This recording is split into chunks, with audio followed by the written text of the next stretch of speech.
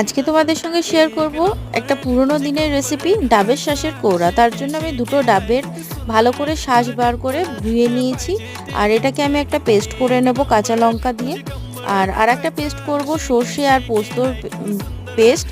এটাও তোমরা চাইলে কাঁচা লঙ্কা দিয়ে পেস্ট করে নিতে পারো। এরপর এই দুটো পেস্ট করে নেওয়ার পরে কড়াইতে তেল গরম করে কালো জিরে ফোড়ন দিয়ে ডাবের শাঁসের পেস্টটা দিয়ে দিতে হবে। এটা ভালো করে একটুখানি টেনে এলে, জলটা টেনে গেলে তার মধ্যে দিয়ে দিতে হবে স্বাদ মতো নুন, আর দিয়ে দিতে হবে সর্ষে পোস্ত বাটাটা। এটা দিয়ে ভালো করে নাড়তে থাকতে হবে। এরপর আর কোনো কাজ নেই, শুধু এটাকে ধৈর্য সহকারে শুকিয়ে নিতে হবে।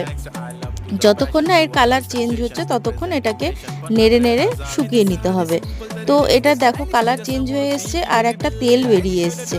তেলটা দেখতে পাচ্ছ তোমরা। এই পর্যায়ে এলে এটাকে নামিয়ে নিয়ে তার উপর দিয়ে একটুখানি কাঁচা সর্ষের তেল আর কাঁচা লঙ্কা দিয়ে সার্ভ করো গরম গরম ভাতে।